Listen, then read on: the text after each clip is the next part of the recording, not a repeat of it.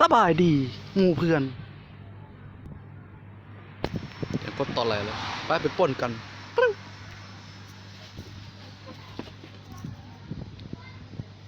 เอ่อเงินน้อยไปน่าสนใจไหวเปล่าพี่น้องเขาต้องให้ไหวปะเขาต้องให้ยังไอ้เป็กก้าเขาไปทางไหนโอเคเขาจะสู้ไปปิกาจูแล้วเลือกนายเดี๋ยวให้มันเข้าไปก่อน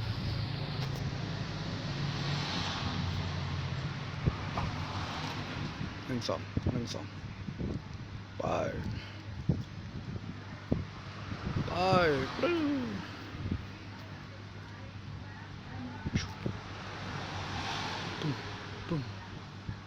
ปุ้ม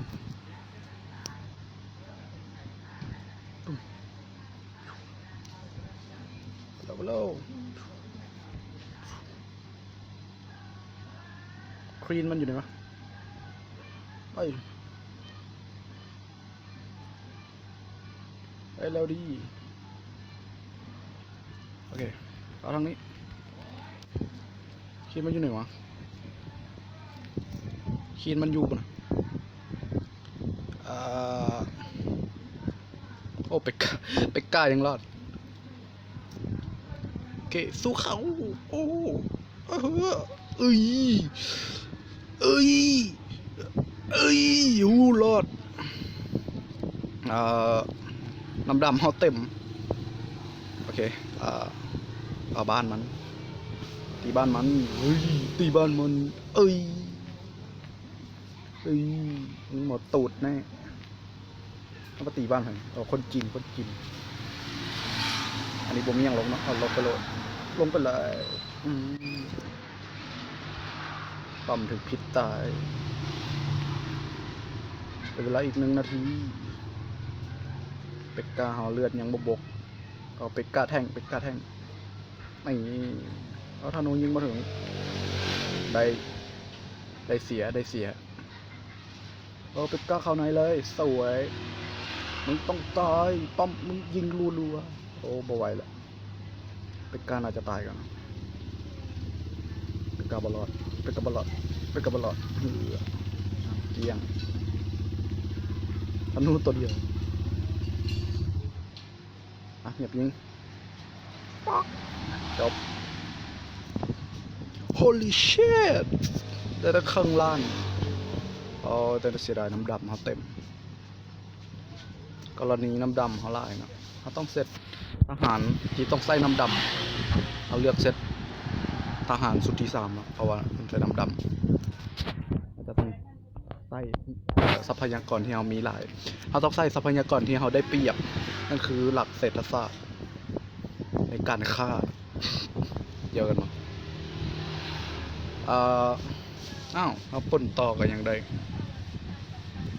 เขาชิถามูเขาออนไลน์ผู้เดียวเขาชิถามูทรงทหารให้บอทัดอุ้ยเต็มอีกละถ้าเขาต้องไปปนละเขาออนไลน์ผู้เดียวเนาะมูเขาบอวางมูเขาบอออนไลน์บอสามารถทรงทหารให้เขาก็ต้องลุยเลยเขาบอมีปูวอเดนมานำใส่เขาจะต้องลุยแรกแหกจิ้มเอาแล้วคนมาแล้วต้องรีบโจมตีนะประสานเขาจะต้องไปเฮ็ดเวียกอาจิตีทันหรือบอเฮ้ยเขาจะมาขัดบางอย่างเขาเล่นต่อได้โอเคงานเล่นเกม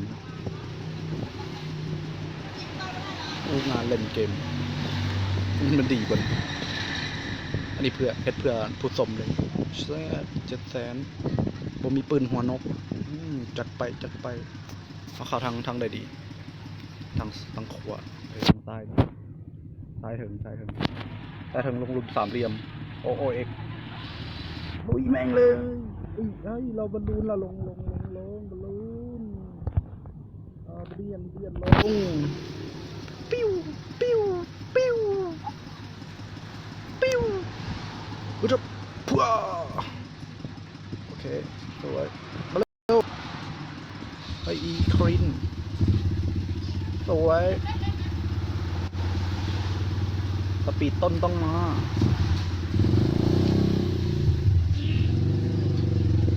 กินบ่ตายโอ้โหว้าวเอาหอได้หอด้วยนะเอาได้หอ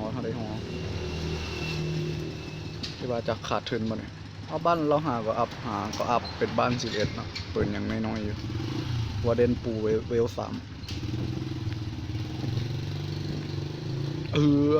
ดาว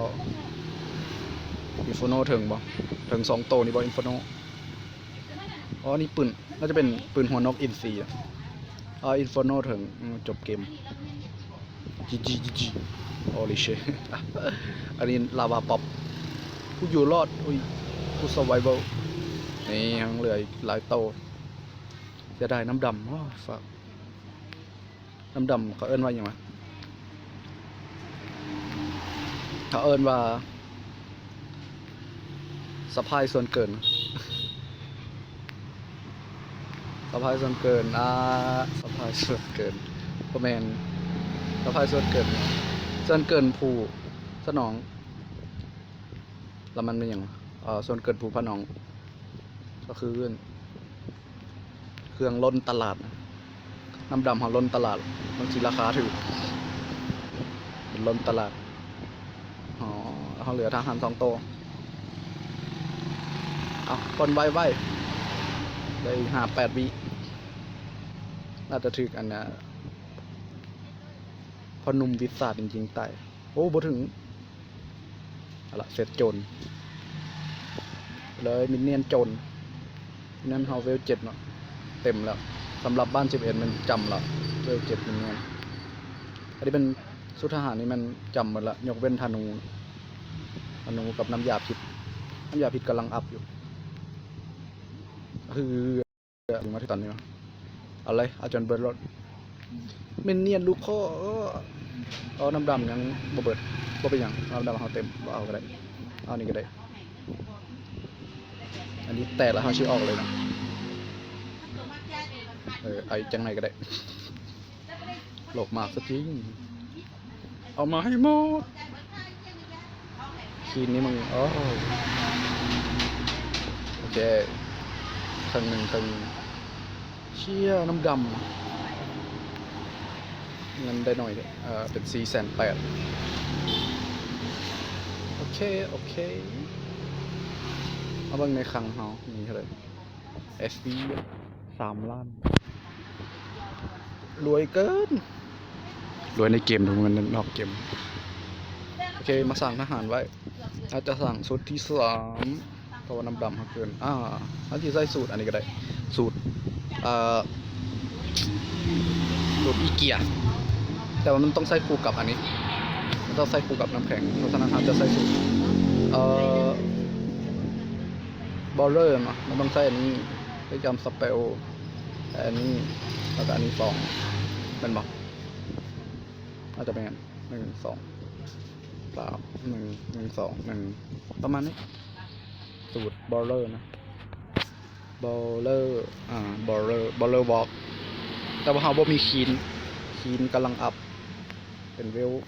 38มั้ยเนาะอันนี้ว่า37อัพเป็นเวล38โอเคคีนจะต้องหลับยาวเพราะว่าน้ำดำเขาบ่มีสีแห่อัพละ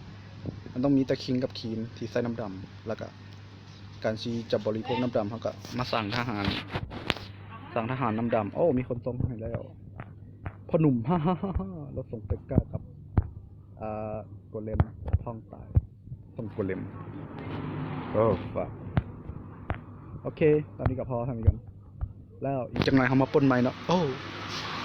สบายดีและเจอกันอีกที